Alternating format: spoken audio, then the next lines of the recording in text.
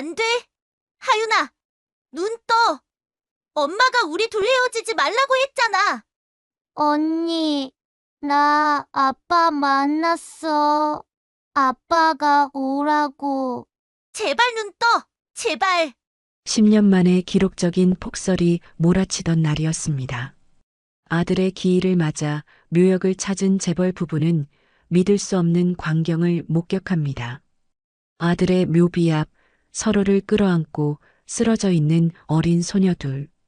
피투성이가 된 손톱, 파랗게 질린 입술, 그리고 품에 꼭 안긴 하얀 유골함. 할아버지, 땅 좀 파주세요. 우리 엄마 여기 묻어주기로 했단 말이에요. 이 아이는 죽어가는 동생을 안고 엄마의 유골함을 들고 왜 여기 있는 걸까요? 눈 내리는 묘역에서 시작된 가슴 저린 가족 이야기가 지금 시작됩니다. 이야기가 궁금하시다면 구독과 좋아요 눌러주세요. 댓글로 지금 어디서 시청하고 계신지 소통해 주신다면 앞으로 더 좋은 영상 제작에 큰 힘이 됩니다. 그해 겨울, 기상청은 10년 만에 기록적인 폭설을 예보했습니다. 서울 전역의 도로가 마비되었고 고속도로는 그야말로 주차장이 되어버렸죠. 하늘에서는 쉴 새 없이 눈이 쏟아졌고 앞유리 와이퍼는 정신없이 움직였지만 시야 확보가 쉽지 않았습니다. 태성그룹 강진욱 회장의 검은색 세단도 그 정체 속에 갇혀 있었습니다. 65세의 진욱은 뒷좌석에서 초조하게 손목시계를 들여다보다가 결국 참지 못하고 운전석을 향해 버럭 소리를 질렀습니다. 자네, 지금 뭐 하는 건가? 왜 차가 이 모양이야? 회장님, 도로가 전부 막혀서 어쩔 수가 없습니다. 오늘이 무슨 날인지 알아? 내 아들 기일이야, 기일. 진욱의 목소리는 날카롭게 차 안을 가득 채웠습니다. 평생을 재벌 총수로 살아온 그였습니다. 세상 모든 일이 자기 뜻대로 되어야 직성이 풀리는 성격이었죠. 하지만 오늘만큼은 그 어떤 권력으로도 이 눈보라를 멈출 수 없었습니다. 옆자리에 앉은 아내 박선영은 남편의 고함에도 아무 말이 없었습니다. 62세의 그녀는 무릎 위에 올려놓은 작은 보자기를 조심스럽게 만지작거리고 있었습니다. 보자기 안에는 아들이 어릴 적 좋아하던 쑥떡이 들어 있었죠. 해마다 이맘때면 직접 빚어서 가져가는 것이 그녀의 작은 의식이었습니다. 선영의 눈가에 눈물이 맺혔습니다. 소리 없이 흐르는 눈물을 손등으로 훔치는 그녀를 보고 진욱이 퉁명스럽게 내뱉었습니다. 청승 떨지 마라. 울어서 뭐가 달라지나. 하지만 정작 그렇게 말하는 진욱의 손도 미세하게 떨리고 있었습니다. 주먹을 꽉 쥐어 떨림을 감추려 했지만 오랜 세월을 함께한 선영의 눈에는 다 보였습니다.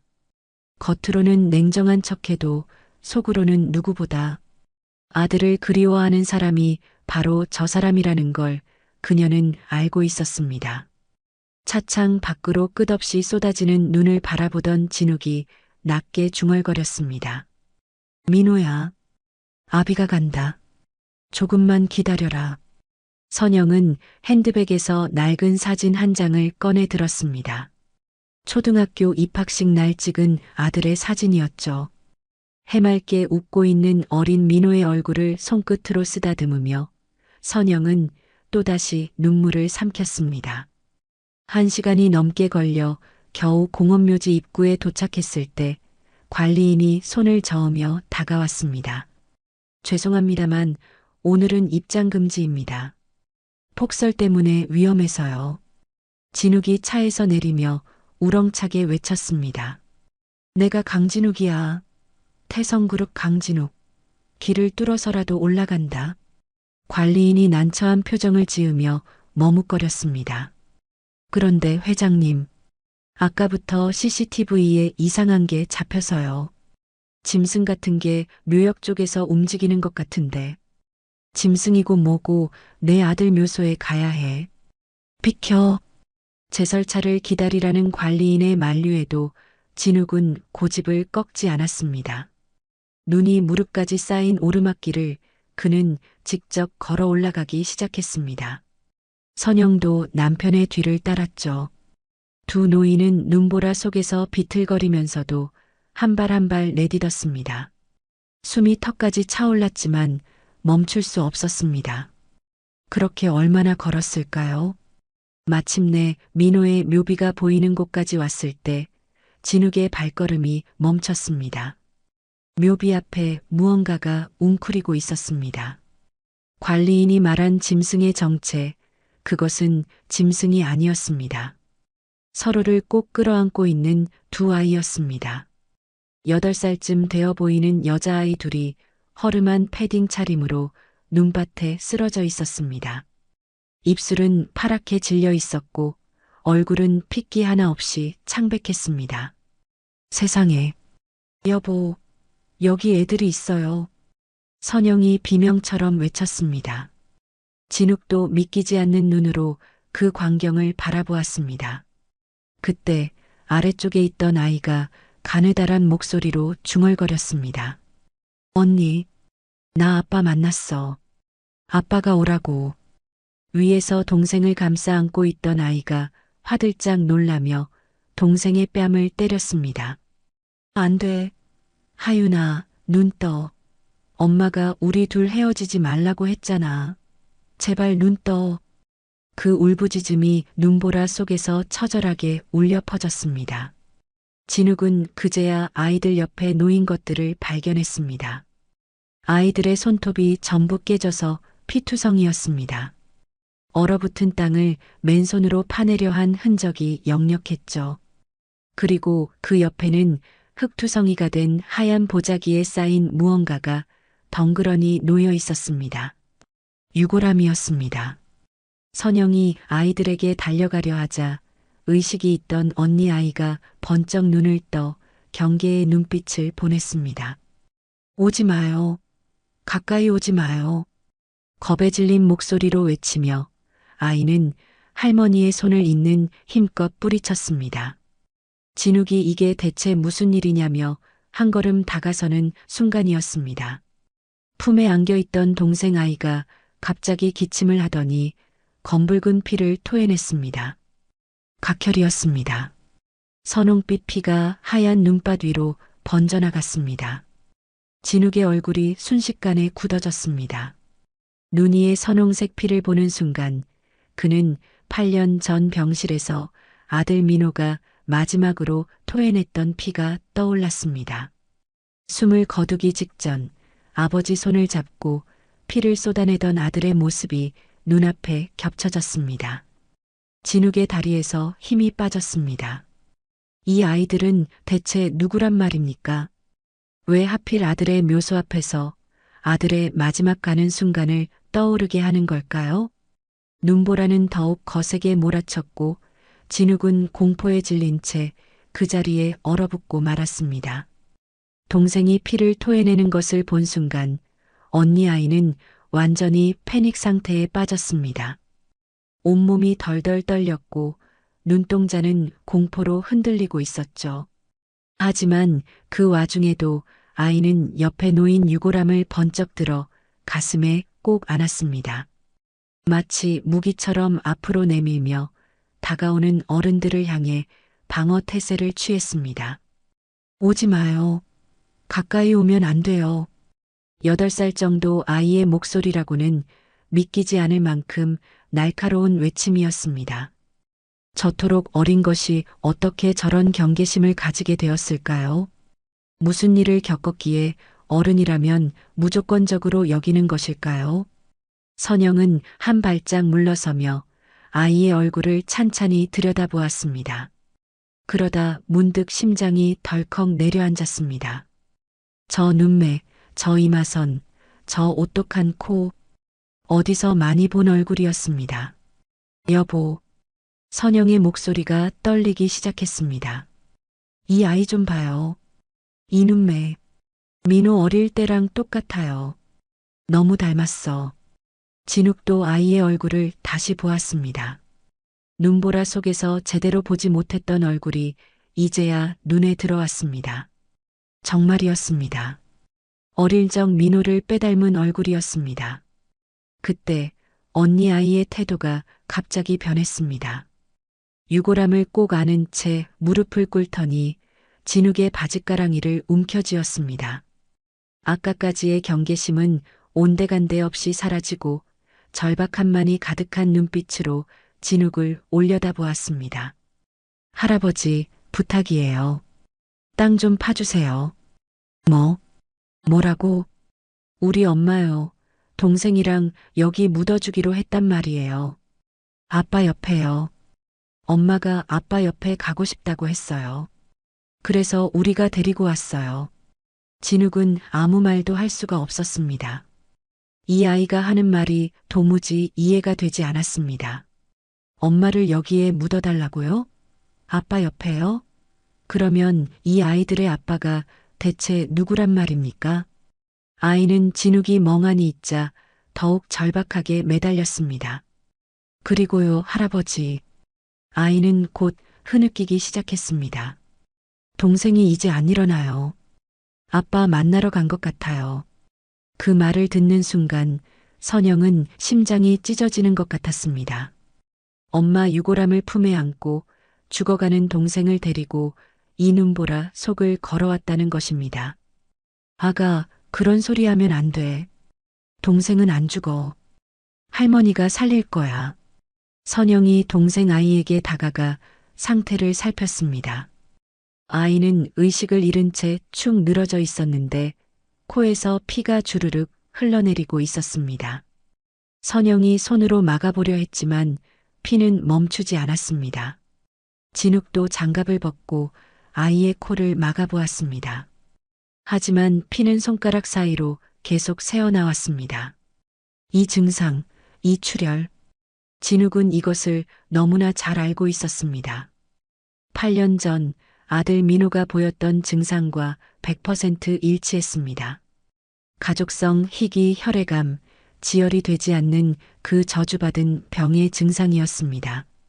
설마. 진욱의 머릿속이 하얘졌습니다. 선영은 아이를 감싸 안으려고 하다가 문득 언니 아이의 목에 걸린 목걸이를 발견했습니다. 작은 은색 펜던트가 패딩 사이로 삐져나와 있었죠. 선영이 조심스럽게 펜던트를 열자 그 안에 작은 스티커 사진이 들어 있었습니다. 사진 속에는 젊은 남녀가 볼을 맞대고 웃고 있었습니다. 그리고 그 아래에는 삐뚤빼뚤한 글씨로 이렇게 적혀 있었습니다. 민호 서연. 선영의 손이 부들부들 떨리기 시작했습니다. 여보, 이것 좀 봐요.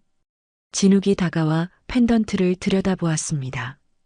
사진 속 남자는 틀림없는 아들 민호였습니다. 그리고 옆에 있는 여자는 8년 전 아들이 목숨처럼 사랑했던 그 여자 서연이었습니다. 얘들이 민호 핏줄이 맞아요. 우리 민호 아이들이에요. 선영이 오열하기 시작했습니다. 무릎이 꺾이며 눈밭에 주저앉았죠. 8년입니다. 8년 동안 손녀들이 있는 줄도 모르고 살았습니다. 아니, 그렇게 결혼하게 해달라고 매달린던 아이들을 떨어뜨려 놓자마자 아들마저 병져 누웠으니 알 수가 없었던 것이죠. 선영은 자신의 코트를 벗어 축 늘어진 동생 아이를 덮어주었습니다. 그 모습을 본 언니 아이의 눈빛이 잠시 흔들렸습니다. 태어나서 처음 보는 낯선 할머니가 자기 옷을 벗어 동생에게 덮어주고 있었습니다. 하지만 아이는 이내 다시 경계심을 되찾았습니다. 어른들을 믿었다가 상처받은 적이 한두 번이 아니었으니까요. 진욱이 비서에게 전화를 걸며 소리쳤습니다. 차 당장 여기로 올라와, 당장. 5분도 채 안 되어 비서가 뛰어 올라왔습니다. 진욱은 의식 없는 동생 아이를 두 팔로 번쩍 안아들었습니다. 깃털처럼 가벼웠습니다. 8살이라고 했는데 뼈밖에 없는 것 같았습니다. 언니 아이는 유골함을 절대 놓지 않았습니다. 누가 뺏을까봐 두 손으로 꼭 움켜쥔 채 따라왔습니다. 차 안에서 언니 아이는 동생의 손을 꼭 잡고 있었습니다. 하윤아, 조금만 참아. 언니가 있어. 괜찮아, 괜찮아. 진욱이 히터를 최대로 올리려고 손을 뻗자 아이가 화들짝 놀라며 소리쳤습니다. 하지 마요. 더운 거 싫어요. 뭐, 이렇게 얼어 있는데 왜? 어차피 돈 달라고 할 거잖아요. 따뜻하게 해줬다고 돈 내라고 할 거잖아요. 우린 돈 없어요. 그 말에 진욱은 가슴이 철렁 내려앉았습니다. 대체 무슨 일을 겪었기에 이 아이가 이렇게 되었을까요? 따뜻하게 해주는 것조차 무서워하다니요. 진욱은 아무 말 없이 히터를 올린 뒤 비서에게 전화를 걸었습니다. 병원장한테 연락해. 당장 나오라고 해. 내 손녀가 죽어가고 있다고. 1분이라도 늦으면 그 병원 싹 다 밀어버린다고 전해. 진욱의 손이 떨리고 있었습니다. 분노 때문인지 두려움 때문인지 아니면 8년간 외면했던 죄책감 때문인지 그 자신도 알 수 없었습니다. 다만 한 가지는 확실했습니다. 이 아이들을 살려야 한다는 것, 무슨 수를 써서라도 살려내야 한다는 것이었습니다. 차는 눈보라를 뚫고 미친 듯이 달렸습니다. 병원 응급실에 도착했을 때 의료진들이 우르르 몰려 나왔습니다. 태성그룹 회장이 직접 전화를 했다니 병원장까지 퇴근을 미루고 달려온 것이었죠. 들 것이 준비되었고 의식 없는 동생 아이가 먼저 실려 들어갔습니다. 문제는 그 다음이었습니다. 간호사가 언니 아이의 품에서 유골함을 빼려고 하자 아이가 미친 듯이 발악하기 시작했습니다. 안 돼요. 이거 우리 엄마야. 손대지 마요. 아이는 유골함을 가슴에 꼭 안은 채 바닥에 웅크렸습니다. 간호사가 다가가려 할 때마다 발로 차고 소리를 질렀죠. 의료진들은 당황해서 어쩔 줄 몰랐습니다. 아가, 할머니한테 맡겨. 할머니가 지켜줄게. 선영이 천천히 아이 앞에 무릎을 꿇었습니다. 눈높이를 맞추고 최대한 부드러운 목소리로 말했습니다. 엄마 안 뺏어가. 할머니가 여기서 꼭 안고 있을게. 엄마가 추울까봐 할머니 무릎에 따뜻하게 놓을게. 응? 아이의 눈동자가 흔들렸습니다.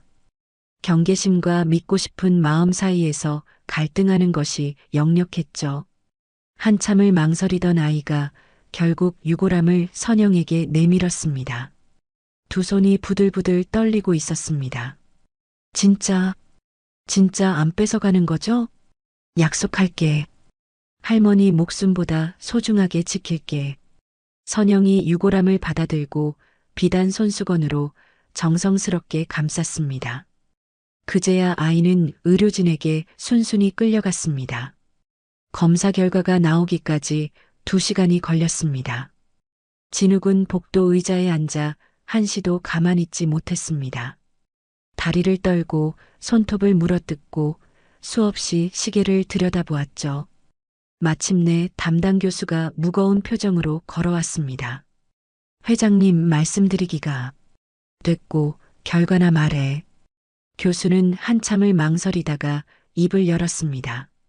아드님이 앓으셨던 그 병입니다. 가족성 희귀 혈액암이요. 진욱의 눈앞이 캄캄해졌습니다. 아들을 앗아간 그 병이 이제 손녀마저 앗아가려 하고 있었습니다. 그 사이 간호사가 언니 아이의 치료를 위해 신발을 벗기고 있었습니다. 찢어진 운동화를 벗기는 순간 간호사의 얼굴이 새하얗게 질렸습니다. 어머, 이게... 아이의 발가락이 동상으로 새카맣게 변해 있었습니다.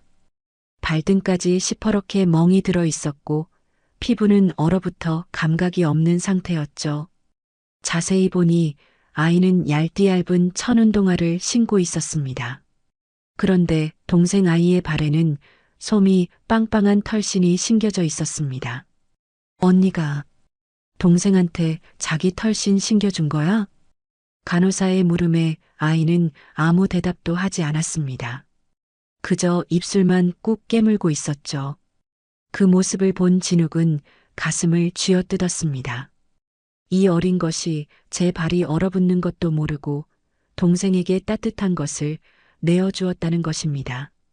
8살입니다. 고작 8살짜리가요.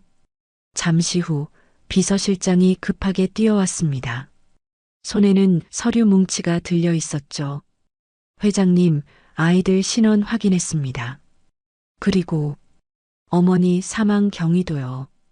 진욱이 서류를 받아들었습니다. 한 장 한 장 넘길 때마다 얼굴이 점점 굳어졌습니다. 며느리 윤서연은 3달 전에 사망했습니다. 배달 아르바이트를 하던 중 음주운전 차량에 치여 현장에서 즉사했다고 되어 있었습니다. 유언 한마디 남기지 못하고 아이들 얼굴 한번 보지 못하고 그렇게 세상을 떠난 것이었습니다. 사고 현장 사진도 첨부되어 있었습니다. 아스팔트 위에 흩어진 배달 음식들, 그리고 그 옆에 뒹구는 붕어빵 봉투가 보였습니다. 아이들에게 사다 주려던 붕어빵이었을 것입니다. 퇴근길에 아이들 생각에 붕어빵을 샀다가 집에 가지도 못하고 그 자리에서 숨을 거둔 것이었습니다. 연고자가 없어서 아이들은 바로 보육원으로 인계되었습니다. 비서실장이 보육원 기록도 건넸습니다. 거기에는 아이들의 행적이 적혀 있었죠. 강아은 매일 밤 동생에게 같은 말 반복함. 우리가 엄마 데리고 아빠한테 가자. 심리 상담 필요로 보임. 진욱은 서류를 읽다가 멈췄습니다. 손이 떨려서 더 이상 읽을 수가 없었습니다. 그때 간호사가 유골함을 정리하다가 무언가를 발견했습니다. 회장님, 이것 좀 보세요. 유골함을 싸고 있던 보자기 안쪽이었습니다. 거기에 삐뚤빼뚤한 글씨로 무언가가 적혀 있었습니다. 아빠 집 주소 경기도 XX공원묘지 32번. 어린아이가 쓴 것이 분명했습니다. 틀린 글자도 있었고 획도 삐뚤삐뚤했죠. 하지만 또박또박 힘주어 쓴 것이 역력했습니다. 엄마랑 매년 버스 타고 가면서 외웠어요. 어느새 다가와 있던 하은이가 작은 목소리로 말했습니다. 엄마가 그랬어요. 이 주소 꼭 기억하랬어요. 아빠가 거기 있다고. 그래서 외웠어요. 그래도 잊어버릴까봐 적어놨어요. 그 말을 듣는 순간 진욱은 더 이상 버틸 수가 없었습니다. 복도 의자에 털썩 주저앉더니 두 손으로 얼굴을 감싸고 울기 시작했습니다. 태어나서 남들 앞에서 눈물을 보인 적 없는 사람이었습니다. 하지만 지금은 그런 체면 따위 생각할 겨를이 없었습니다. 민호야, 민호야. 아들의 이름을 부르며 통곡했습니다. 이 아이들이 얼마나 아빠를 그리워했는지, 얼마나 가족을 원했는지, 그동안 얼마나 외로웠는지가 그 삐뚤빼뚤한 글씨 하나에 다 담겨 있었습니다. 담당 교수가 조심스럽게 다가왔습니다. 회장님, 한 가지 말씀드릴 게 있습니다. 진욱이 젖은 눈으로 올려다보았습니다. 8년 전에는 불치병이었습니다만 지금은 미국에서 신약이 나왔습니다. 비용이 수십억 들고 부작용 위험도 있습니다만 치료 가능성이 있습니다. 뭐라고? 치료가 가능하다고? 네. 빨리 시작하면 희망이 있습니다. 진욱은 벌떡 일어났습니다. 그 약 당장 가져와. 내 전 재산을 팔아서라도 가져오란 말이야. 교수가 고개를 끄덕였습니다. 진욱은 주먹을 불끈 쥐었습니다. 8년 전에는 아들을 살리지 못했습니다. 돈이 없어서가 아니라 약이 없었기 때문이었죠. 하지만 이번에는 다릅니다. 약이 있다면 돈은 얼마든지 있습니다. 이번에는 반드시 살려내겠다고 진욱은 속으로 맹세했습니다. 동생 하윤이가 중환자실에 들어간 뒤 비서실장은 밤새 아이들의 과거를 조사했습니다. 날이 밝을 무렵 그는 두툼한 서류 봉투와 함께 노트북을 들고 진욱 앞에 나타났습니다. 회장님, 아이들이 보육원에서 어떻게 지냈는지 확인했습니다. 그리고 CCTV 영상도 확보했습니다. 진욱과 선영은 비서실장이 틀어주는 영상을 지켜보았습니다. 보육원 식당의 영상이었죠. 화면 속에서 하윤이가 식판을 앞에 두고 고개를 숙이고 있었습니다. 아이는 숟가락을 들었다 놓기를 반복했는데 도무지 밥을 먹질 못했습니다. 몸이 아파서 입맛이 없었던 것이죠. 그때 옆에 있던 아이들이 하윤이를 밀치기 시작했습니다. 야, 저리 가. 병균 옮는다. 맨날 기침하고 지랄이야. 더러워서 같이 못 먹겠어. 한 아이가 하윤이의 식판을 확 엎어버렸습니다. 밥과 국이 바닥에 쏟아졌고 하윤이는 그 자리에서 울음을 터뜨렸습니다. 그 순간 화면 한쪽에서 하은이가 달려왔습니다. 우리 동생 건드리지 마. 하은이는 동생을 밀친 아이에게 달려들어 주먹을 휘둘렀습니다. 하지만 상대는 하은이보다 덩치가 컸죠. 금세 하은이가 바닥에 넘어졌고 여러 대를 맞았습니다. 그래도 하은이는 동생 앞을 막아섰습니다. 피가 나도 맞아도 절대 비키지 않았습니다. 선영은 영상을 보다가 입을 틀어막았습니다. 눈물이 쏟아져 내렸죠. 진욱은 이를 악물고 화면을 노려보았습니다. 다음 영상을 보셔야 합니다. 아이들이 탈출한 이유입니다. 비서실장이 다른 영상을 틀었습니다. 보육원 원장실 앞 복도였습니다. 하은이가 문 앞에 쪼그리고 앉아 무언가를 엿듣고 있었죠. 영상에는 소리도 녹음되어 있었습니다. 동생은 좀 곤란해요.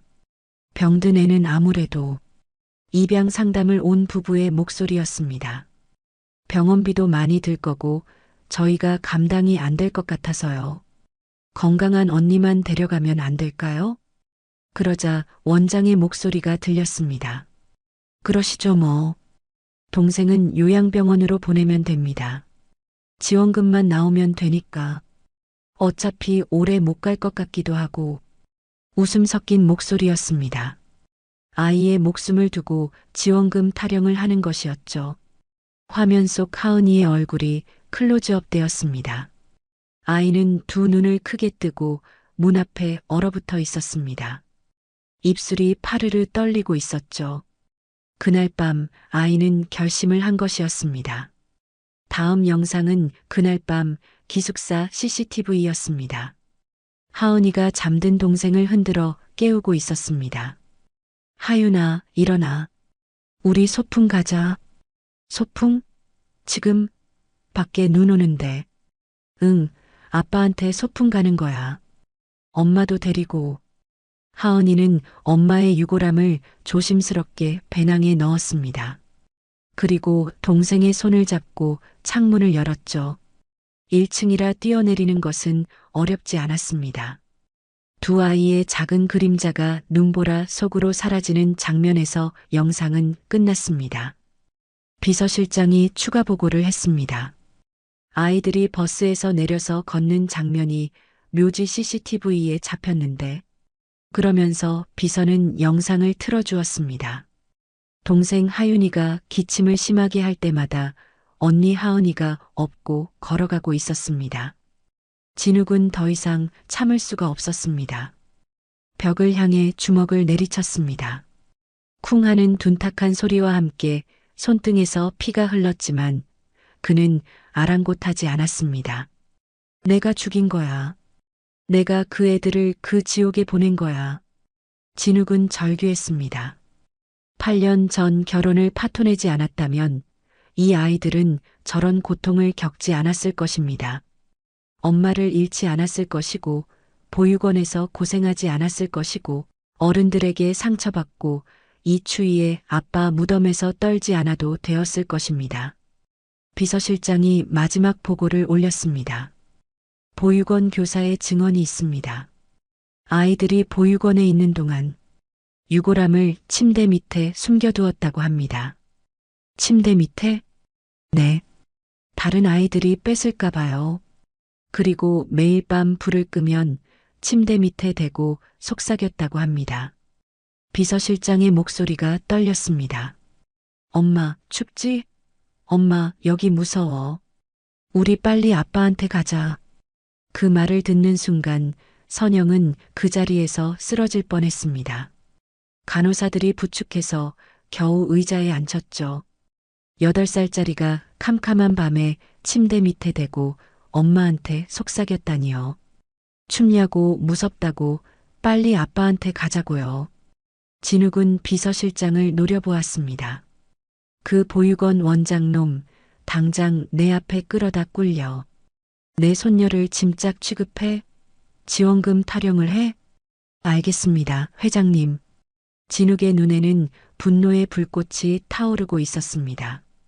하지만 그 분노의 절반은 세상을 향한 것이었고 나머지 절반은 자기 자신을 향한 것이었습니다. 선영이 떨리는 목소리로 중얼거렸습니다. 내가 서연이를 한 번만 찾아볼걸. 민호가 죽었을 때라도 떼어놔서 미안했다고 찾아서 말해볼걸. 하지만 그것은 이미 돌이킬 수 없는 일이었습니다. 지금 할 수 있는 것은 단 하나, 이 아이들을 살려내는 것뿐이었습니다. 하은이는 악몽을 꾸고 있었습니다. 꿈속에서 하은이는 보육원에 있었습니다. 낯선 어른들이 동생 하윤이를 끌고 가고 있었죠. 하윤이가 울면서 손을 뻗었습니다. 언니, 나 데려가. 하은이는 달려가려 했지만 발이 땅에 붙어서 움직이지 않았습니다. 아무리 발버둥을 쳐도 한 발짝도 나아갈 수가 없었죠. 동생의 울음소리가 점점 멀어졌습니다. 안 돼. 하윤아, 하윤아. 소리를 지르며 깨어났습니다. 온몸이 땀에 젖어 있었고 심장이 터질 듯이 뛰고 있었습니다. 거친 숨을 몰아쉬며 주위를 둘러보았습니다. 낯선 곳이었습니다. 이불이 너무 부드러웠습니다. 지금까지 덮어본 적 없는 폭신한 이불이었죠. 베개에서는 좋은 냄새가 났고 방 안은 따뜻했습니다. 커튼 사이로 아침 햇살이 스며들고 있었습니다. 하은이의 심장이 다시 빠르게 뛰기 시작했습니다. 이건 뭔가 이상했습니다. 보육원에는 이런 이불이 없었습니다. 이런 좋은 냄새도 나지 않았죠. 여기가 어디지? 설마. 하은이는 벌떡 일어나 주위를 둘러보았습니다. 넓은 1인실이었습니다. 벽에는 예쁜 그림이 걸려 있었고 한쪽에는 소파와 테이블까지 있었습니다. TV도 있었죠. 분명 병원인데 하은이가 알던 병원과는 전혀 달랐습니다. 여긴 돈 많은 사람들만 오는 데잖아. 하은이의 얼굴이 새하얗게 질렸습니다. 엄마가 살아있을 때 병원에 간 적이 있었습니다. 그때 엄마는 가장 싼 다인실에서 치료를 받았죠. 엄마가 말했습니다. 1인실은 부자들만 쓰는 거라고요. 우린 돈 없는데 왜 여기 있는 거야?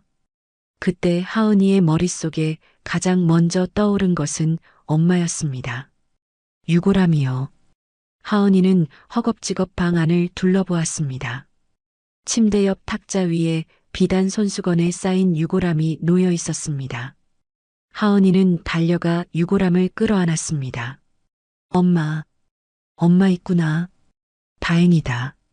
안도의 한숨을 내쉬었습니다. 하지만 안심한 것도 잠시였습니다. 하윤이는 어디 있어? 동생 생각이 났습니다.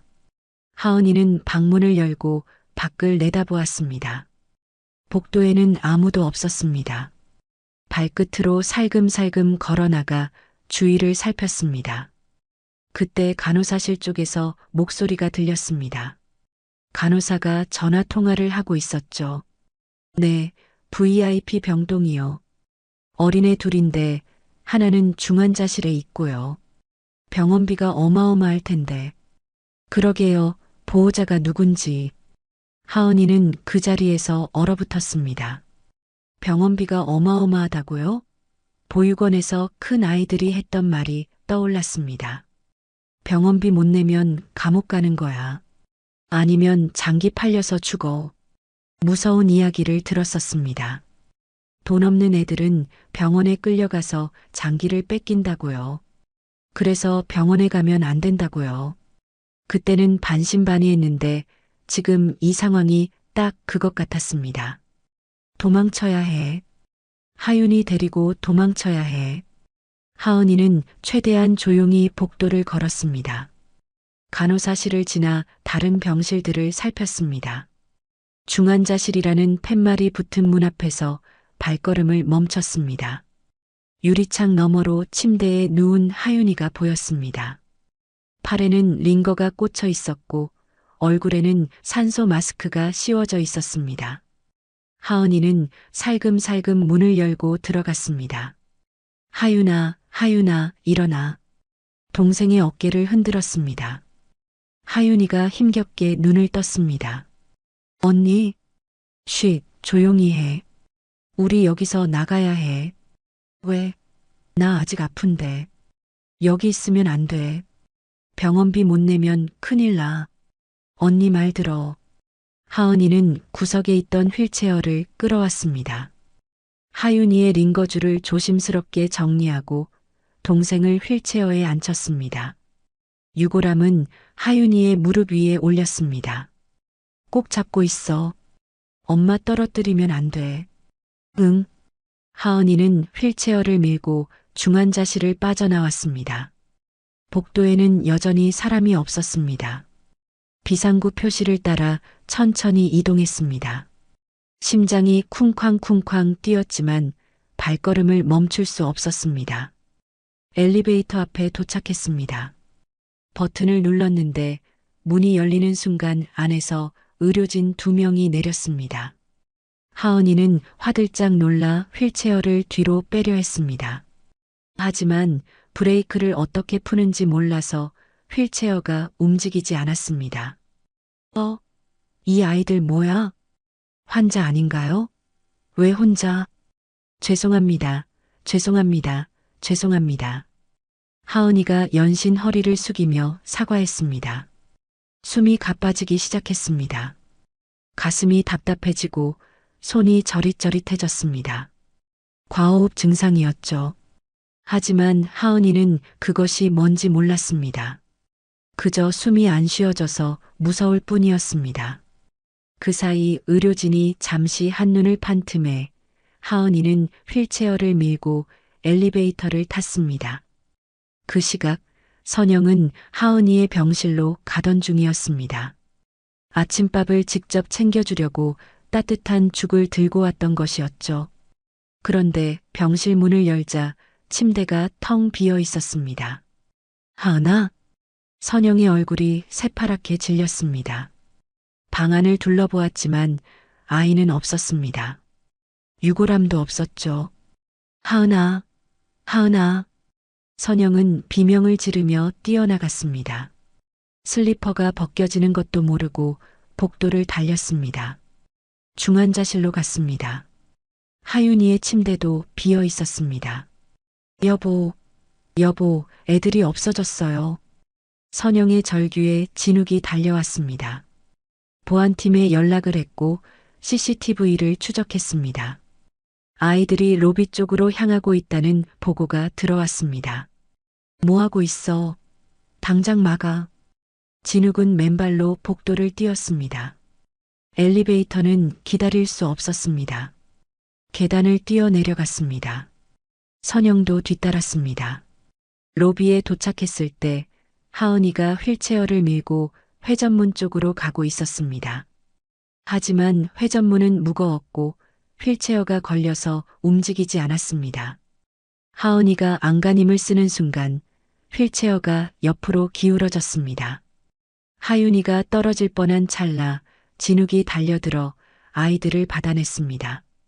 괜찮냐? 다친 데 없냐? 진욱이 숨을 헐떡이며 물었습니다. 하지만 하은이는 진욱의 손을 뿌리쳤습니다. 이거 나요. 놓으라고요. 왜 그래? 왜 도망치는 거야? 우리 돈 없어요. 병원비 없다고요.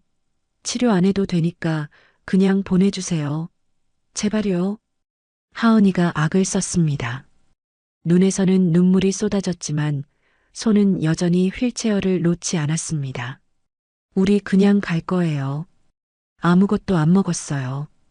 이불도 하나도 안 더럽혔어요. 그러니까 돈 내라고 하지 마요. 우리 진짜 없어요.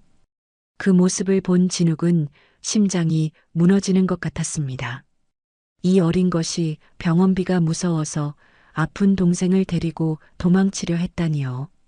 따뜻한 것이 무서워서, 좋은 것이 무서워서, 나중에 돈 내라고 할까봐 무서워서요. 진욱은 천천히 무릎을 꿇었습니다. 하은이의 눈높이에 맞추었습니다. 돈 걱정 안 해도 돼. 할아버지가 다 내줄 거야. 거짓말. 어른들은 다 거짓말쟁이야. 다 나쁜 사람들이야. 하은이는 울면서 소리쳤습니다. 엄마가 죽은 후 어른들에게 받은 것은 상처뿐이었으니까요. 믿었다가 배신당한 적이 한두 번이 아니었으니까요. 진욱은 아무 말도 하지 못했습니다. 이 아이의 마음을 어떻게 열어야 할지, 어떻게 해야 믿게 할 수 있을지 알 수가 없었습니다. 차가운 로비 바닥에 무릎을 꿇은 채 진욱은 그저 울고 있는 손녀를 바라볼 수밖에 없었습니다. 병원 로비는 아침 시간이라 사람들로 붐비고 있었습니다. 진료를 받으러 온 환자들, 문병 온 가족들, 출근하는 직원들이 오가고 있었죠. 그 한복판에서 벌어진 광경에 사람들의 발걸음이 하나둘 멈추기 시작했습니다. 태성그룹의 강진욱 회장이 무릎을 꿇고 있었습니다. 대한민국 10대 재벌 총수가 65년 인생에서 누구에게도 고개 숙인 적 없는 그 사람이 8살짜리 꼬마 앞에 두 무릎을 꿇은 것이었습니다. 주변에서 수군거리는 소리가 들려왔습니다. 저거 태성그룹 회장 아니야? 진짜네. 강진욱 회장 맞아. 왜 꼬마한테 무릎을 꿇고 있어?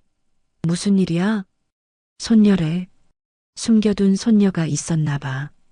웅성거리는 소리가 점점 커졌습니다. 누군가는 휴대폰을 꺼내 사진을 찍기도 했죠. 하지만 진욱은 그런 것에 아랑곳하지 않았습니다. 지금 그의 눈에는 오직 앞에 있는 손녀만 보였습니다. 아가야, 할아버지 말 잘 들어. 진욱의 목소리가 떨리고 있었습니다. 돈 안 받아. 잡아가지도 않아. 할아버지는 나쁜 사람 아니야. 하은이는 눈물 범벅이 된 얼굴로 고개를 저었습니다. 거짓말이에요. 다 거짓말이에요. 거짓말 아니야. 할아버지가 맹세해. 우리 할아버지 없어요. 엄마가 그랬어요. 할아버지는 무서운 사람이라고. 우리 보면 화낼 거라고. 그 말에 진욱의 가슴이 찢어지는 것 같았습니다. 며느리가 될 뻔한 서연이가 아이들에게 그렇게 말했던 것입니다. 할아버지는 무서운 사람이라고요. 만나면 화를 낼 거라고요. 그게 틀린 말이었을까요? 8년 전의 진욱이라면 정말로 그랬을지도 모릅니다. 하은이의 머릿속은 혼란스러웠습니다. 지금까지 만난 어른들 중에 무릎을 꿇은 사람은 없었습니다. 보육원 원장도, 그곳의 선생들도, 거리에서 마주친 어른들도 아이들에게 무릎을 꿇지 않았습니다. 오히려 아이들이 무릎을 꿇어야 했죠. 나쁜 어른은 무릎 안 꿇잖아. 그럼 이 사람은 진짜 나쁜 사람이 아닌 걸까? 하은이의 눈동자가 흔들렸습니다. 믿고 싶은 마음과 믿으면 안 된다는 경계심이 부딪히고 있었습니다. 진욱이 품속에서 무언가를 꺼냈습니다. 낡은 사진 한 장이었습니다. 언제나 지갑에 넣고 다니던 아들의 사진이었죠. 젊은 시절의 민호가 환하게 웃고 있는 사진을 하은이 앞에 내밀었습니다. 이 사람 알지? 이게 내 아빠야. 하은이의 눈이 커졌습니다. 엄마가 보여줬던 아빠 사진과 똑같은 얼굴이었습니다. 왜 할아버지한테 아빠 사진이 있어요? 내가 이 녀석 아빠거든. 이 녀석이 내 아빠고 나는 내 아빠의 아빠야. 그러니까 내가 내 할아버지야. 진욱의 눈에서 눈물이 흘러내렸습니다. 진작에 못 찾아가서 미안하다. 너희가 있는 줄도 모르고 살아서 미안하다. 내 아빠와 엄마를 지켜주지 못해서 미안하다. 내가 죄인이야. 하은이는 사진을 바라보았습니다. 사진 속 아빠가 웃고 있었습니다. 엄마가 늘 말해주던 아빠였습니다. 착하고 따뜻한 사람이었다고, 너희를 정말 보고 싶어 했다고 했던 그 아빠요. 그때 선영이 천천히 다가왔습니다. 하은이 앞에 쪼그려 앉아 두 손을 내밀었습니다. 아가, 할미 손 잡아볼래? 하은이는 움찔했지만 거부하지는 않았습니다. 선영이 하은이의 꽁꽁 언 손을 감싸 쥐었습니다. 그리고 그 손을 자신의 볼에 갖다 대었습니다. 세상에, 이렇게 차가워서 어떡해. 선영의 따뜻한 볼에 하은이의 차가운 손이 닿았습니다. 처음 느껴보는 온기였습니다. 엄마가 살아있을 때 이후로는 누구도 하은이를 이렇게 따뜻하게 만져주지 않았습니다. 할미가 늦게 와서 미안해. 진작 찾아갔어야 하는데. 정말 미안해. 선영의 눈에서도 눈물이 흘렀습니다. 배고팠지? 무서웠지? 엄마 보고 싶었지? 그 말에 하은이의 굳게 닫혀있던 마음이 흔들리기 시작했습니다. 배고팠냐고, 무서웠냐고, 엄마 보고 싶었냐고, 누구도 그렇게 물어봐 주지 않았습니다. 보육원에서는 울면 혼났습니다. 배고프다고 하면 투정 부린다고 혼났습니다. 엄마 보고 싶다고 하면 징징거린다고 혼났습니다. 그런데 이 할머니는 물어봐 주고 있었습니다. 미안하다고 하고 있었습니다. 하은이의 눈에서 눈물이 왈칵 쏟아졌습니다. 참고 참았던 눈물이었습니다. 엄마가 죽고 나서 한 번도 제대로 울지 못했습니다. 울면 동생이 불안해하니까요. 울면 약해지니까요. 그래서 꾹꾹 참았는데 지금은 도저히 참을 수가 없었습니다. 으앙. 8살 아이답게 처음으로 큰 소리로 울었습니다. 선영이 하은이를 품에 끌어안았습니다. 아이는 할머니의 가슴에 얼굴을 묻고 엉엉 울었습니다. 그래, 울어. 실컷 울어. 할미가 여기 있어. 진욱도 눈물을 훔쳤습니다. 주변 사람들도 눈시울을 붉히며 그 광경을 지켜보았습니다. 그때였습니다. 휠체어에 앉아있던 하윤이가 갑자기 몸을 떨기 시작했습니다. 눈이 뒤집히고 온몸이 뻣뻣하게 굳어졌습니다. 경련이었습니다.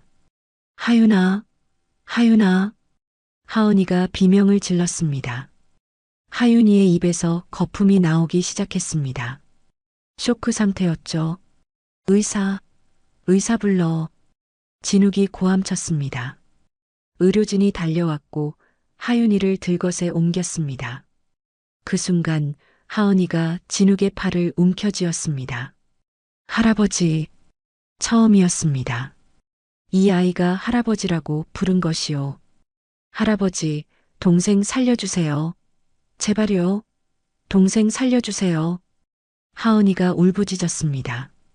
진욱은 손녀의 손을 꽉 잡았습니다. 살린다. 할아버지가 반드시 살린다. 걱정 마라. 진욱은 의료진을 따라 뛰어갔습니다. 달리면서 비서에게 전화를 걸었습니다.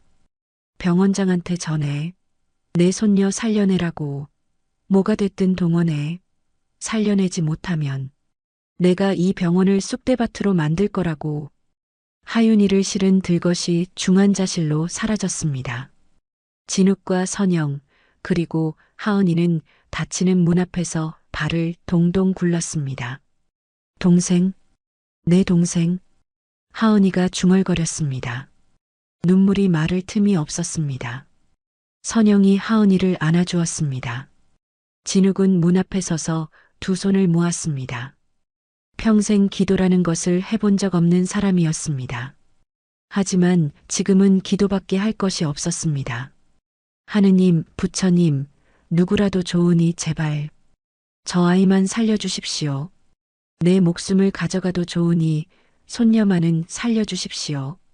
병원 로비에서의 소동은 그렇게 끝났습니다. 하지만 진짜 싸움은 이제부터 시작이었습니다. 하윤이는 무균실로 들어갔습니다.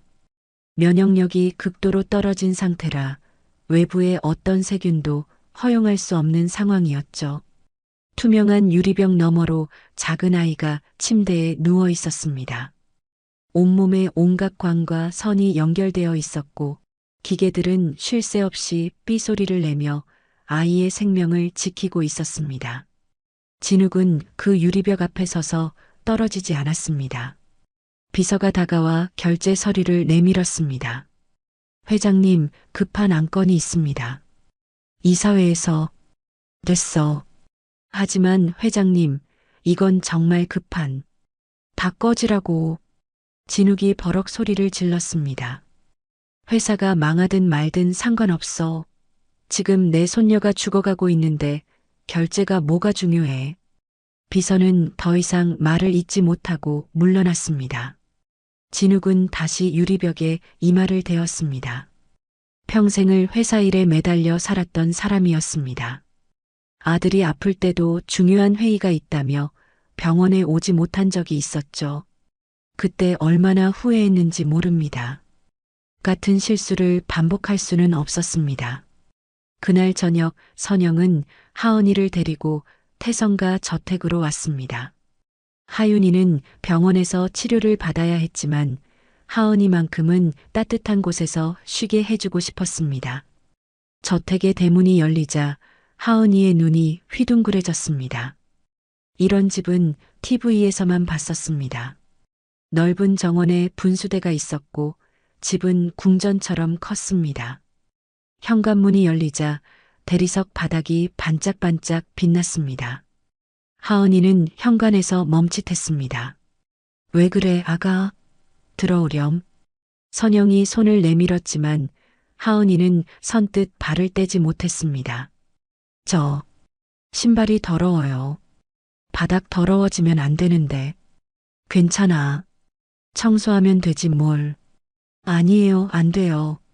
더러워지면 혼나요. 하은이는 신발을 벗고 까치발로 걸었습니다. 발끝만 바닥에 살짝 대고 조심조심 걸었죠. 그 모습을 본 선영의 가슴이 미어졌습니다. 저녁이 되어 선영이 하은이를 목욕시켜 주었습니다. 따뜻한 물을 받아놓고 아이의 옷을 벗기는데 선영의 손이 멈췄습니다. 아이의 몸 곳곳에 멍 자국이 있었습니다. 등에는 손톱으로 핥힌 듯한 흉터가 있었고 팔뚝에는 꼬집힌 자국이 여러 개 있었습니다. 보육원에서 맞은 흔적이었습니다. 아이들에게 맞고 선생들에게 맞고 그렇게 생긴 상처들이었죠. 선영은 아무 말도 하지 못했습니다. 입을 손으로 틀어막고 욕실 한 구석에서 소리 없이 울었습니다. 하은이가 볼까봐 등을 돌리고 어깨를 들썩였습니다. 이 어린 것이 얼마나 맞았으면 온몸이 이 모양인 것인지요. 얼마나 힘들었으면 이렇게 말랐는지요. 목욕을 마치고 새 잠옷을 입힌 후 선영은 하은이를 아이방으로 데려갔습니다.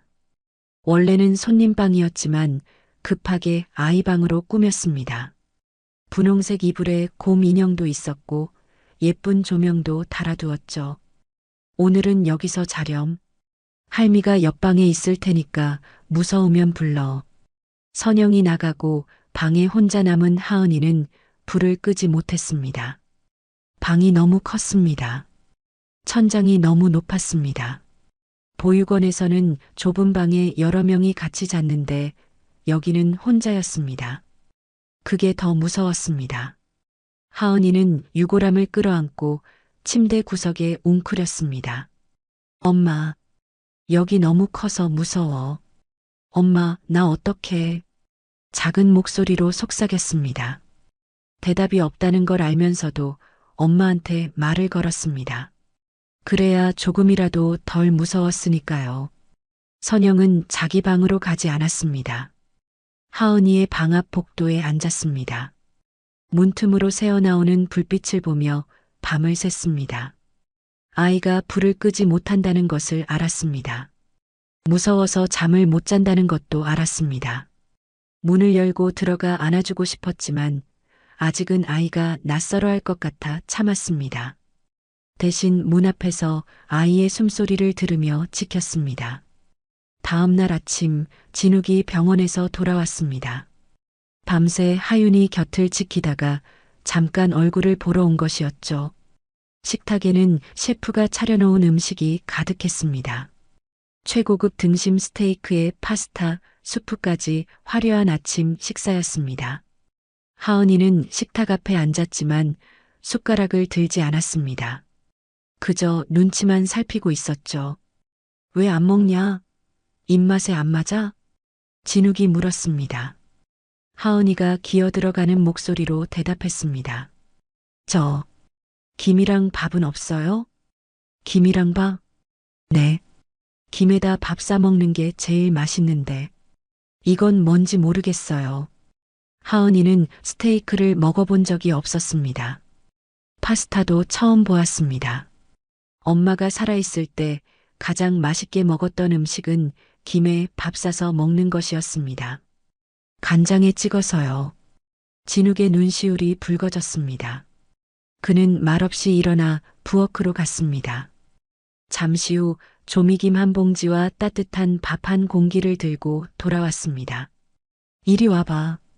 진욱이 손수 김 위에 밥을 올리고 돌돌 말았습니다. 그리고 하은이의 입에 넣어 주었습니다. 맛있냐? 하은이가 고개를 끄덕였습니다. 입 안가득 익숙한 맛이 퍼졌습니다. 내 아비도 어릴 때 그걸 제일 좋아했어. 비싼 거 안 먹고 맨날 김밥만 찾았지. 나도 그랬단다. 진욱이 또 하나 말아서 하은이 입에 넣어 주었습니다. 아이는 오물오물 씹으며 고개를 갸웃거렸습니다. 할아버지도요? 그래, 할아버지도. 그 순간 하은이의 마음속에서 무언가가 스르르 풀리는 것 같았습니다. 아빠도 좋아하고 할아버지도 좋아하는 것을 자기도 좋아한다니요. 처음으로 가족이라는 것이 느껴지는 것 같았습니다. 식사를 마친 후 하은이가 조심스럽게 선영에게 물었습니다. 할머니, 우리 여기 얼마나 있어도 돼요? 뭐라고? 동생 낳으면 나가야 해요? 그때까지만 있으면 되는 거예요? 선영의 가슴이 철렁 내려앉았습니다. 무슨 소리야? 여기가 내 집이야. 평생 여기서 사는 거야. 진짜요? 안 쫓아내요? 절대로 영원히 안 쫓아내. 선영이 하은이를 끌어안았습니다. 아이는 할머니의 품에서 작게 떨었습니다. 그날 오후 하은이는 저택을 혼자 돌아다니다가 한방 앞에서 멈췄습니다. 문이 살짝 열려 있었는데 안을 들여다보니 다른 방들과 분위기가 달랐습니다. 먼지 하나 없이 깨끗했지만 오래된 느낌이 났습니다. 살금살금 들어가 보니 벽에 사진이 걸려 있었습니다. 어린 남자아이가 웃고 있는 사진이었습니다. 하은이는 그 사진 앞에 멈춰 섰습니다. 아빠, 엄마가 보여줬던 아빠와 똑같은 얼굴이었습니다. 어릴 적 아빠였습니다. 하은이는 멍하니 그 사진을 바라보았습니다. 이 방이 아빠가 쓰던 방이라는 것을 본능적으로 알 수 있었습니다. 그날 밤 진욱이 하은이의 방에 들렀습니다. 아이가 유골함을 침대 머리맡에 두고 있는 것을 보았습니다. 할아버지가 좋은 자리 마련해 줄게. 진욱이 비단 방석을 가져와 탁자 위에 놓았습니다. 그리고 유골함을 정성스럽게 그 위에 올렸습니다. 엄마도 푹신한 데서 자야지. 그래야 편하시지. 하은이가 고개를 끄덕였습니다. 눈가가 촉촉해졌습니다.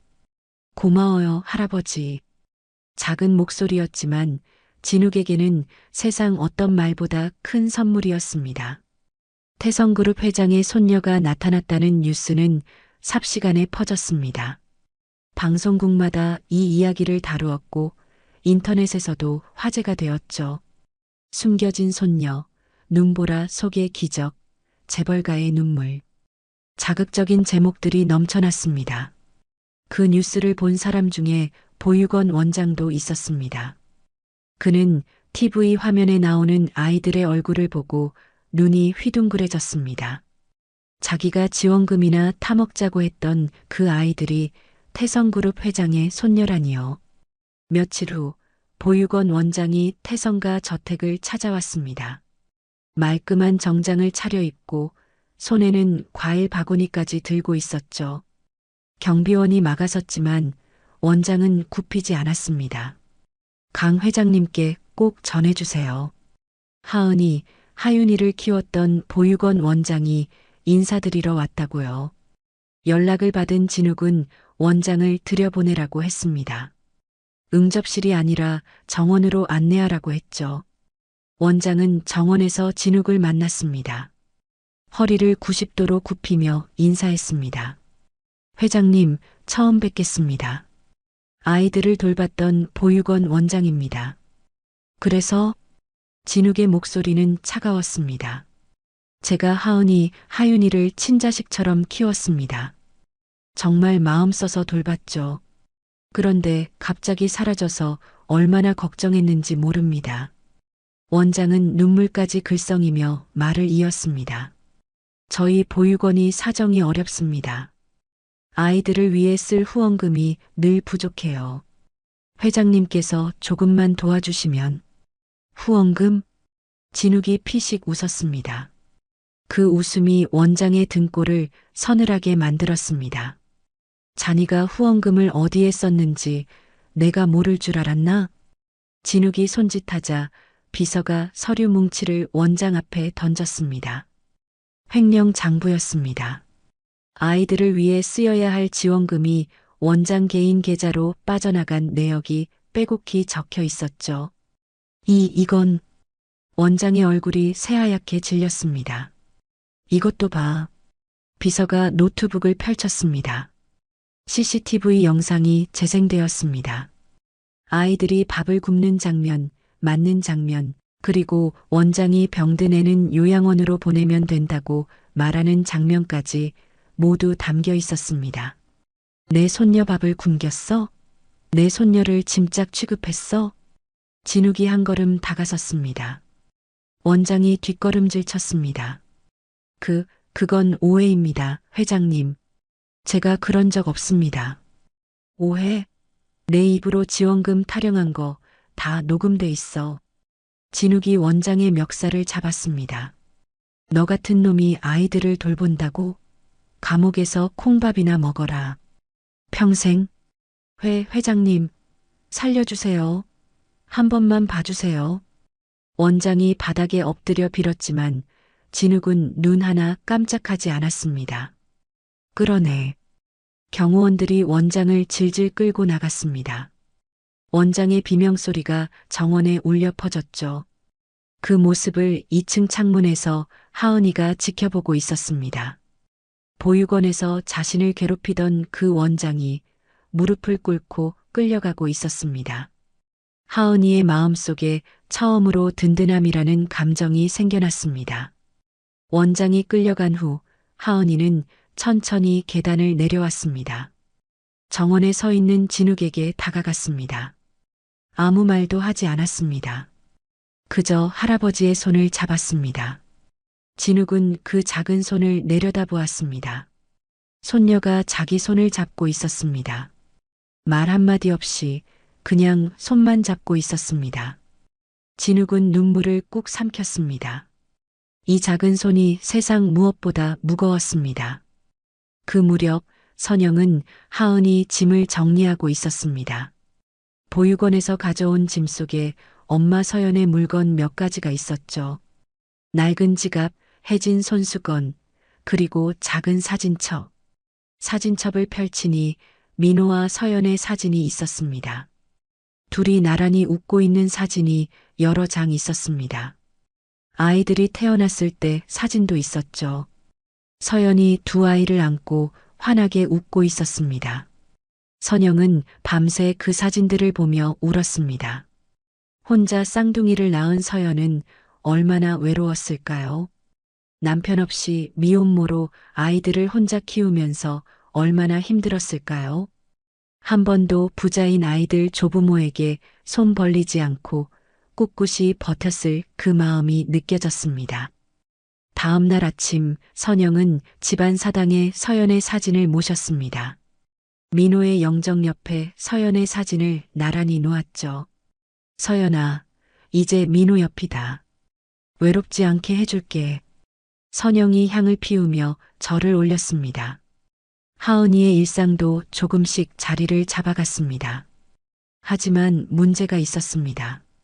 학교에 다니지 못한 시간이 길어서 또래 아이들보다 많이 뒤처져 있었던 것이죠.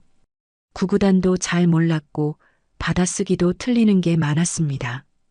진욱이 직접 과외 선생님을 면접 보았습니다. 우리 손녀 가르칠 건데 한 가지만 명심해. 네, 말씀하세요. 절대로 손녀 자존심 다치게 하지 마. 모른다고 핀잔 주거나 답답하다고 한숨 쉬거나 그런 거 있으면 그날로 잘릴 줄 알아. 선생님은 고개를 끄덕였습니다. 그렇게 하은이의 공부가 시작되었습니다. 한편 병원에서는 하윤이의 항암 치료가 진행되고 있었습니다. 독한 약을 맞는 날이면 하윤이는 하루 종일 구토를 했습니다. 밥도 제대로 못 먹었죠. 그래도 아이는 울지 않으려고 애썼습니다. 그런데 어느 날 하윤이의 머리카락이 빠지기 시작했습니다. 베개에 머리카락이 수북이 떨어져 있었고 손으로 만지기만 해도 한 움큼씩 빠졌습니다. 항암제의 부작용이었죠. 하윤이가 거울을 보며 울었습니다. 언니, 나 괴물 같아. 머리카락이 다 빠졌어. 아니야, 안 그래. 그래. 나 이제 못생겨졌어. 아무도 안 좋아할 거야. 하은이가 동생을 안아주었지만 하윤이의 울음은 쉽게 그치지 않았습니다. 그 소식을 들은 진욱은 다음 날 병실에 깜짝 등장했습니다. 그런데 그의 머리가 이상했습니다. 반질반질 빡빡 밀어버린 것이었습니다. 할아버지, 머리가... 하윤이가 놀라서 소리쳤습니다. 아, 이거... 할아버지도 더워서 밀었다. 어떠냐, 시원하지? 진욱이 자기 머리를 쓱쓱 문질렀습니다. 우리 하윤이랑 커플이다, 커플. 똑같지? 커플? 하윤이의 눈이 동그래졌습니다. 진욱은 거기서 멈추지 않았습니다. 가방에서 우스꽝스러운 가발을 꺼내 쓰더니 손을 허리에 올리고 엉덩이를 실룩실룩 흔들었습니다. 도저히 재벌 회장의 모습이라고는 볼 수 없는 우스꽝스러운 춤이었죠. 하윤이가 픽 웃었습니다. 그리고 이내 소리내어 웃기 시작했습니다. 하하, 할아버지 진짜 웃겨요. 진욱의 얼굴에 한박웃음이 번졌습니다. 손녀가 웃었습니다. 병원에 온 이후로 처음 웃었습니다. 그날 밤 하윤이가 하은이의 손을 잡고 말했습니다. 언니, 나 다 나으면 학교 가자. 같은 반대자. 짝꿍하자. 그래, 꼭 그러자. 하은이가 동생의 손을 꼭 쥐었습니다. 그때부터 진욱은 매일 저녁 병원에 들러 하윤이에게 동화책을 읽어주었습니다. 처음에는 어색했습니다. 평생 책을 소리내어 읽어본 적이 없었으니까요. 하지만 하윤이가 좋아하니까 계속했습니다. 점점 목소리에 감정도 넣게 되었고 등장인물마다 다른 목소리를 내기도 했죠. 할아버지, 내일도 올 거예요? 그럼 당연하지. 진욱이 하윤이의 이마를 쓰다듬었습니다. 할아버지는 매일 온다. 우리 하윤이 다 나을 때까지, 아니 다 나아도 매일 온다. 하윤이가 환하게 웃었습니다. 그 웃음이 진욱에게는 세상 무엇보다 큰 힘이 되었습니다. 한동안 잘 되어가는 것 같았습니다. 항암 치료가 효과를 보이고 있었고 하윤이의 얼굴에도 조금씩 혈색이 돌아왔죠. 진욱과 선영, 하은이 모두 희망을 품기 시작했습니다. 그런데 어느 날 담당 교수가 무거운 표정으로 진욱을 불렀습니다. 회장님, 말씀드리기 어렵습니다만. 뭔데? 빨리 말해. 항암제에 내성이 생겼습니다. 수치가 급격히 나빠지고 있어요. 진욱의 얼굴이 굳어졌습니다. 그럼 다른 약을 쓰면 되는 거 아닌가? 모든 약을 다 써봤습니다. 이제 남은 방법은 골수 이식뿐입니다. 골수 이식? 네. 유전자가 일치하는 공여자를 찾아서 골수를 이식받아야 합니다. 그래야 완치 가능성이 있습니다. 진욱은 한치의 망설임도 없이 대답했습니다. 내 것 써라. 내 골수. 먼저 검사를 해봐야 합니다. 유전자가 맞아야 하거든요. 그날 바로 검사가 진행되었습니다. 진욱뿐만 아니라 선영, 그리고 하은이까지 모두 피를 뽑았습니다. 결과가 나오기까지 일주일이 걸린다고 했습니다. 그 일주일이 1년처럼 길게 느껴졌습니다. 드디어 결과가 나왔습니다. 교수의 표정이 좋지 않았습니다. 회장님과 사모님은 유전자가 일치하지 않습니다. 그리고 하은이는 너무 어려서 공여자가 될 수 없습니다. 8살 아이의 골수를 채취하는 건 위험합니다. 그럼 어떡하란 말이야? 진욱이 버럭 소리를 질렀습니다.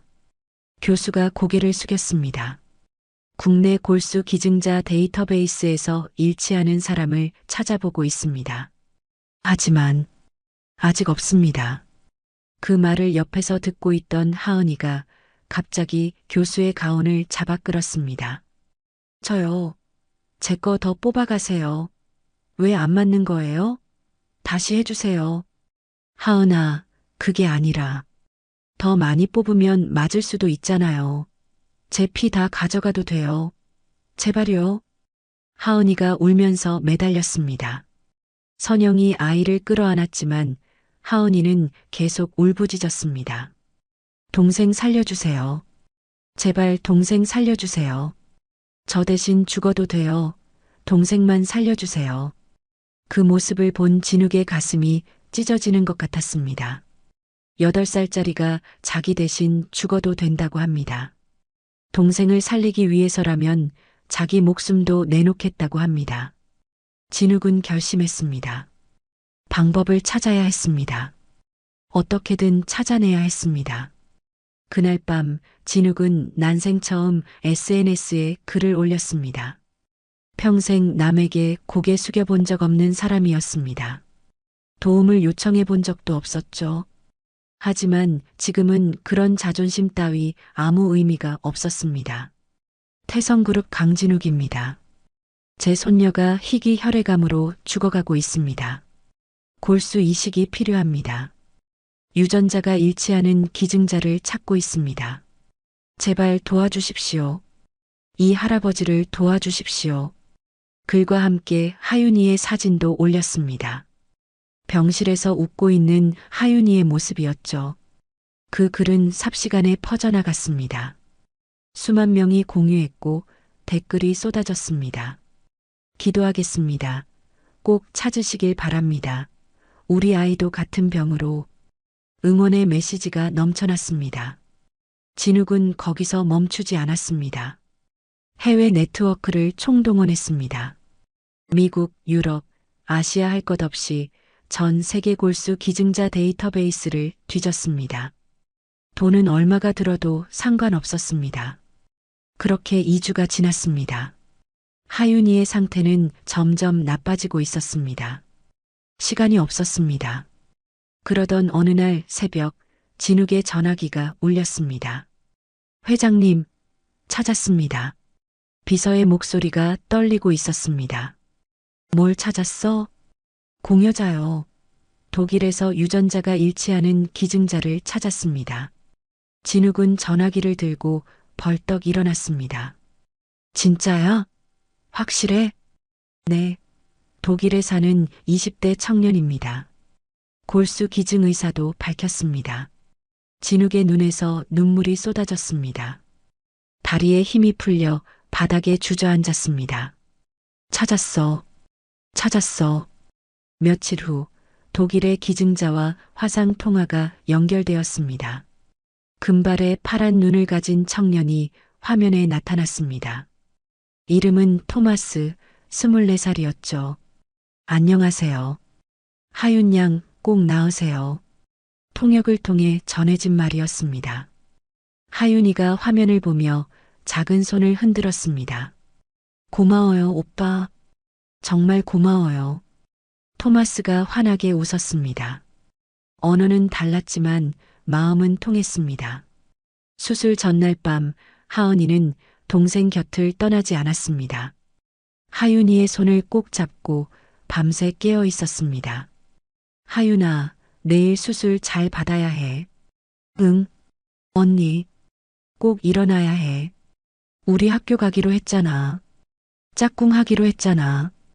응, 기억해. 꼭 갈 거야. 약속이야. 두 아이가 새끼손가락을 걸었습니다. 수술 당일 아침 하윤이가 수술실로 들어갔습니다. 진욱은 수술실 앞 복도에 섰습니다. 품에서 아들 민호의 사진을 꺼내 손에 쥐었습니다. 민호야, 아비가 내 아이는 꼭 지킨다. 지켜봐라. 이번엔 꼭 살린다. 수술은 5시간이 걸릴 예정이었습니다. 1시간, 2시간, 3시간. 시간이 흘렀습니다. 진욱과 선영, 하은이는 복도에서 꼼짝도 하지 않고 기다렸습니다. 4시간째가 되었을 때 수술실 문이 갑자기 열렸습니다. 간호사가 급하게 뛰어나왔습니다. 출혈이 과다합니다. 수혈팩 더 가져와요. 진욱의 얼굴이 새하얗게 질렸습니다. 선영은 그 자리에서 주저앉았습니다. 하은이가 울음을 터뜨렸습니다. 하윤아, 하윤아. 의료진들이 분주하게 움직였습니다. 수술실 안에서 무슨 일이 벌어지고 있는지 알 수 없었습니다. 진욱은 두 손을 모으고 기도했습니다. 평생 기도해 본 적 없는 사람이 눈물을 흘리며 빌었습니다. 제발, 제발. 얼마나 시간이 흘렀을까요? 마침내 수술실 문이 열렸습니다. 집도이가 마스크를 벗으며 걸어 나왔습니다. 그의 얼굴에 미소가 번졌습니다. 엄지손가락을 치켜 올렸습니다. 성공입니다. 그 한마디에 진욱의 무릎이 꺾였습니다. 바닥에 엎드려 울었습니다. 선영도 울었습니다. 하은이도 울었습니다. 세 사람이 서로 끌어안고 엉엉 울었습니다. 고맙습니다. 고맙습니다. 진욱이 의사의 손을 잡고 연신 고개를 숙였습니다. 이틀 후 하윤이가 눈을 떴습니다. 가장 먼저 본 것은 옆에서 손을 잡고 있던 언니의 얼굴이었습니다. 언니, 하윤아, 깨어났어. 하은이가 소리쳤습니다. 진욱과 선영이 달려왔습니다. 하윤이가 힘없이 웃으며 말했습니다. 언니, 나 배고파. 그 말에 하은이가 웃음을 터뜨렸습니다. 웃으면서 울었습니다. 기쁨의 눈물이었습니다. 동생이 살았습니다. 드디어 살았습니다. 1년이 흘렀습니다. 아침 햇살이 태성가 저택의 넓은 창문을 통해 쏟아져 들어왔습니다. 부엌에서는 달그락거리는 소리가 났죠. 놀랍게도 그 소리의 주인공은 태성그룹 강진욱 회장이었습니다. 진욱은 앞치마를 두르고 김밥을 말고 있었습니다. 도마 위에는 단무지와 시금치, 계란말이가 놓여 있었고 김 위에 밥을 펼쳐놓은 상태였죠. 하지만 김밥의 모양이 영 엉망이었습니다. 한쪽은 뚱뚱하고 한쪽은 홀쭉했으며 잘라놓은 단면은 울퉁불퉁했습니다. 에이, 이게 왜 이래? 진욱이 투덜거렸지만 얼굴에는 웃음이 가득했습니다. 할아버지, 뭐해요? 발소리와 함께 하은이와 하윤이가 부엌으로 들어왔습니다. 두 아이는 새 교복을 입고 있었습니다. 체크무늬 치마에 하얀 블라우스, 감색 조끼까지 말끔하게 차려입은 모습이었죠. 하윤이의 머리카락도 다시 자라나 단발머리가 되어 있었습니다. 1년 전 죽음의 문턱까지 갔던 아이라고는 믿기지 않을 만큼 건강하고 발그레한 얼굴이었습니다. 할아버지가 도시락 싸주는 거다. 오늘 소풍이라며. 우와, 할아버지가 김밥을 만들었어요? 하윤이가 눈을 반짝이며 다가왔습니다.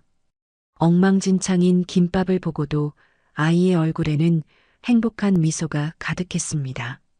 못생겼지? 할아버지가 이런 건 처음이라서. 아니에요, 예뻐요. 세상에서 제일 예쁜 김밥이에요. 하윤이가 까르르 웃었습니다. 그때 선영이 다른 반찬통을 들고 왔습니다. 거기에는 먹음직스러운 쑥떡이 담겨 있었죠. 얘들아, 이것도 넣어갈 거야. 할머니가 직접 만든 거다. 쑥떡이요? 응. 너희 아빠가 어릴 때 제일 좋아하던 거야. 소풍 갈 때마다 꼭 싸달라고 했었지. 하은이와 하윤이가 서로 얼굴을 마주 보았습니다. 우리도 쑥떡 좋아해요. 아빠랑 똑같네요, 할머니. 선영의 눈가가 촉촉해졌습니다. 아들이 좋아하던 것을 손녀들도 좋아한다니요. 핏줄이란 이런 것인가 봅니다. 도시락을 다 싸고 아이들이 현관으로 향했습니다.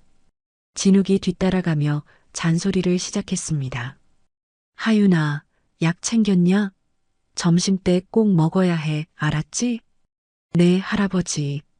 가방에 넣었어요. 하은아, 누가 괴롭히면 바로 할비한테 전화해. 알았지? 알았어요, 할아버지. 근데 아무도 안 괴롭혀요. 그래도 혹시 모르니까. 전화번호 외우고 있지? 네네, 외워요. 진욱의 걱정은 끝이 없었습니다. 양말은 여벌로 챙겼냐? 손수건은 있냐? 물은 충분히 가져가냐? 아이들은 그런 할아버지가 귀엽다는 듯 웃으며 대답했습니다. 현관 앞에 차가 대기하고 있었습니다. 기사가 문을 열려고 다가오자 진욱이 손을 저었습니다. 오늘은 내가 운전한다. 네. 회장님께서 직접요? 기사가 어리둥절한 표정을 지었습니다. 태성그룹 회장이 직접 운전대를 잡겠다니요. 손녀들 학교에 데려다 주는 건데 내가 하고 싶어서 하는 거야. 뭐 어때서? 진욱이 당당하게 운전석에 앉았습니다. 하은이와 하윤이가 뒷좌석에 나란히 앉았죠. 차가 천천히 저택을 빠져나갔습니다. 학교 앞에 도착하자 아이들이 차에서 내렸습니다. 하윤이가 창문 너머로 손을 흔들었습니다. 할아버지, 다녀올게요. 그래, 조심해라. 오늘 재미있게 놀고 와. 네. 두 아이가 손을 잡고 학교로 들어갔습니다. 진욱은 아이들의 뒷모습이 완전히 사라질 때까지 차 안에서 지켜보았습니다. 그날 학교에서 우리 가족 소개라는 발표 시간이 있었습니다. 하윤이가 손을 번쩍 들고 앞으로 나갔습니다. 저희 할아버지는요, 처음 보면 무서워 보여요. 목소리도 크고 눈도 부릅뜨고 그러거든요. 아이들이 키득거렸습니다. 근데요, 진짜는 완전 다르거든요. 우리 할아버지는요, 세상에서 제일 따뜻한 사람이에요. 제가 아팠을 때 머리카락 다 빠졌거든요. 그랬더니 할아버지도 머리 밀었어요. 저랑 커플이래요. 선생님과 아이들이 웃음을 터뜨렸습니다. 그리고요, 매일 밤 동화책 읽어주셨어요. 목소리도 막 바꾸면서요. 진짜 재밌었어요. 우리 할아버지가 세상에서 제일 좋아요. 하윤이가 환하게 웃으며 발표를 마쳤습니다. 그날 오후 태성가 식구들은 특별한 곳으로 향했습니다. 1년 전 눈보라 속에서 아이들을 발견했던 그 묘역이었습니다. 강민호의 기일이었죠. 하지만 오늘은 폭설이 아니었습니다. 따뜻한 봄 햇살이 묘역을 비추고 있었습니다. 나무에는 연두색 새싹이 돋아나 있었고 어디선가 새소리도 들려왔습니다. 진욱과 선영, 하은이와 하윤이 네 사람이 손을 잡고 오르막길을 올랐습니다. 1년 전에는 눈 속을 헤치며 힘겹게 올랐던 길이었습니다. 하지만 오늘은 봄바람이 불어오는 평화로운 길이었죠. 오늘은 특별한 날이었습니다. 서연의 유골을 민호의 묘 옆에 안장하는 날이었으니까요. 묘역에 도착하자 진욱이 먼저 서연의 유골함 앞에 무릎을 꿇었습니다. 1년 동안 곱게 모셔뒀던 유골함을 두 손으로 감싸쥐었습니다. 서연아. 진욱의 목소리가 떨렸습니다. 용서해다오. 이 못난 시아비를 용서해다오. 잠시 말을 잇지 못하던 진욱이 다시 입을 열었습니다. 네가 낳은 아이들 덕분에 이 늙은이가 산다.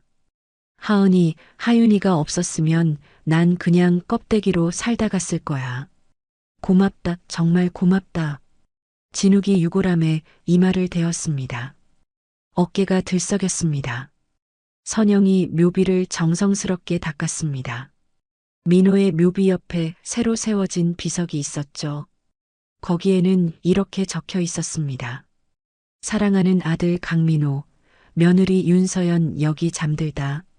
며느리야, 이제 남편 옆이다. 선영이 비석을 쓰다듬으며 말했습니다. 외롭지 않게 자주 올게. 손녀들 데리고 자주 올게. 이제 편히 쉬렴. 하은이가 앞으로 나왔습니다. 1년 사이에 많이 컸습니다. 키도 자랐고 표정도 한결 밝아졌죠. 무엇보다 눈빛이 달라졌습니다. 예전에는 세상을 경계하는 날카로운 눈이었는데 지금은 따뜻하고 맑은 눈이 되어 있었습니다. 엄마. 하은이가 묘비를 바라보며 말했습니다. 나 이제 안 무서워요. 지켜줄 사람이 생겼어요. 할아버지가 있고 할머니가 있고 하윤이도 건강해졌어요. 하은이의 눈에 눈물이 고였지만 아이는 웃고 있었습니다. 엄마 덕분이에요. 엄마가 아빠 묘소를 알려줘서 우리가 할아버지를 만날 수 있었어요. 고마워요, 엄마. 하윤이도 언니 옆에 섰습니다. 두 아이가 나란히 묘비를 향해 허리를 숙여 인사했습니다. 엄마, 아빠, 우리 이제 안 아파요. 하윤이가 밝은 목소리로 말했습니다. 할아버지가 우리 엄청 사랑해줘요. 할머니도요. 학교도 다니고 있어요. 친구도 생겼어요. 걱정 마세요. 우리 행복하게 살게요. 엄마 아빠도 거기서 행복하세요. 하은이가 동생의 손을 꼭 잡았습니다. 진욱이 일어나 민호의 묘비를 쓰다듬었습니다. 아들의 이름을 손끝으로 따라 썼습니다. 민호야. 진욱의 목소리는 낮았지만 단단했습니다. 네가 남긴 이 보물들 내 생명이 닿을 때까지 지키마. 하늘에서 지켜봐라. 아비가 잘하나 못하나. 잠시 침묵이 흘렀습니다. 고맙다 아들아. 나에게 기회를 줘서 이 못난 아비에게 다시 기회를 줘서 정말 고맙다. 진욱이 묘비에 이마를 대었습니다. 오랫동안 그렇게 서 있었습니다. 모든 의식을 마치고 네 사람이 묘역을 내려오기 시작했습니다. 진욱이 하은이의 손을 잡았고 선영이 하윤이의 손을 잡았습니다. 네 사람이 나란히 손을 잡고 천천히 걸었습니다. 그때였습니다. 하늘에서 무언가가 흩날리기 시작했습니다. 눈이었습니다. 하지만 1년 전에 차갑고 사나운 눈보라가 아니었습니다. 따뜻한 봄 햇살 속에서 꽃잎처럼 흩날리는 봄눈이었습니다. 와, 눈이다. 하윤이가 환호했습니다. 손을 내밀어 눈을 받았습니다. 예쁘다. 하은이도 하늘을 올려다보며 미소 지었습니다. 진욱과 선영도 하늘을 바라보았습니다. 눈송이가 햇살에 반짝이며 천천히 내려오고 있었습니다. 마치 하늘에서 민호와 서연이 축복을 보내주는 것 같았습니다. 네 사람은 봄눈을 맞으며 언덕을 내려갔습니다. 손을 꼭 잡고 한 걸음 한 걸음 함께 걸었습니다. 그들의 뒷모습 위로 따뜻한 봄눈이 끊임없이 흩날렸습니다. 1년 전 이 묘역에서 죽음의 문턱에 있던 아이들이 있었습니다. 그리고 평생을 후회 속에 살던 노인이 있었습니다. 그들이 만났고 서로를 살렸고 이제는 가족이 되었습니다. 세상에서 가장 추운 날, 가장 따뜻한 인연이 시작된 것이었습니다.